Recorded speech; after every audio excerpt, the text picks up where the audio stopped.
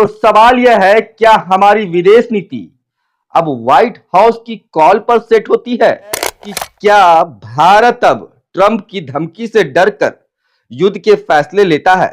भारत और पाकिस्तान के बीच 1972 का शिमला समझौता साफ कहता है, all issues between India and Pakistan will be resolve bilaterally, यानी कोई तीसरा पक्ष, चाहे वो अमेरिका हो या चांद पर बैठा कोई ताऊ, कश्मीर या युद्ध जैसे मुद्दों के बीच में नहीं आ सकता है। आज बात उस चुप्पी की जो एक प्रधानमंत्री के मुख से निकलने वाली थी, मगर राष्ट्र के गले में फंसी रह गई। मतलब ट्रंप ये दावा कर रहे हैं कि भारत और पाकिस्तान युद्ध के मुहाने पर खड़े थे और उन्होंने भारत और पाकिस्तान को धमकाकर युद्ध को रोका। जोहार, मैं सनी आपकी नींद में खलल डालने नहीं, आपके मौन में सवाल डालने आया हूं। आज बात उस चुप्पी की जो एक प्रधानमंत्री के मुख से निकलने वाली थी, मगर राष्ट्र के गले में फंसी रह गई।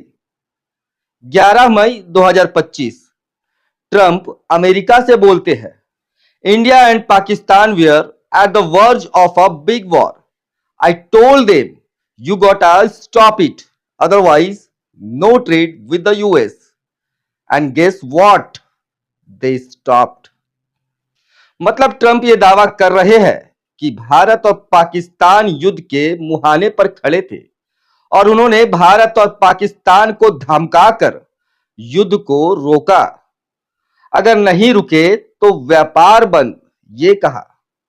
अब सवाल यह है कि क्या भारत अब ट्रंप की धमकी से डरकर युद्ध के फैसले लेता है?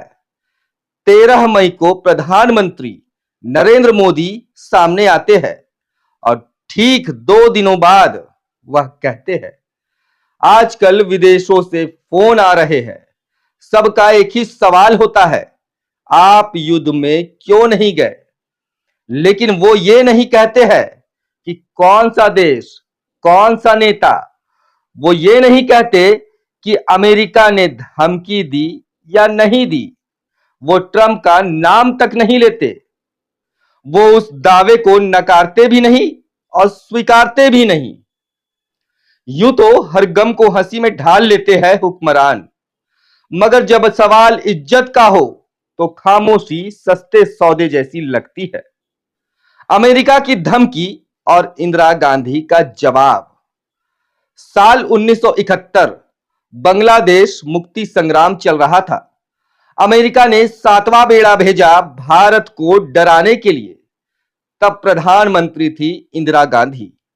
उन्होंने न सिर्फ अमेरिका की धमकी को नकारा, बल्कि साफ साफ कहा, 7वां भेजा है, 8वां भी भेज दो, कोई फर्क नहीं पड़ता है।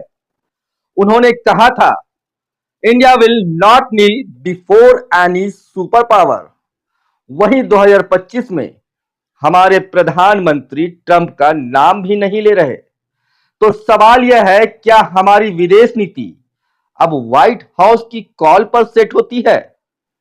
भारत और पाकिस्तान के बीच 1972 का शिमला समझौता साफ कहता है, all issues between India and Pakistan will be resolve bilaterally, यानी कोई तीसरा पक्ष, चाहे वो अमेरिका हो या चांद पर बैठा कोई ताऊ, कश्मीर या युद्ध जैसे मुद्दों के बीच में नहीं आ सकता है। लेकिन यहां तो ट्रंप कह रहे हैं, we stop the war, we will also find a solution for Kashmir.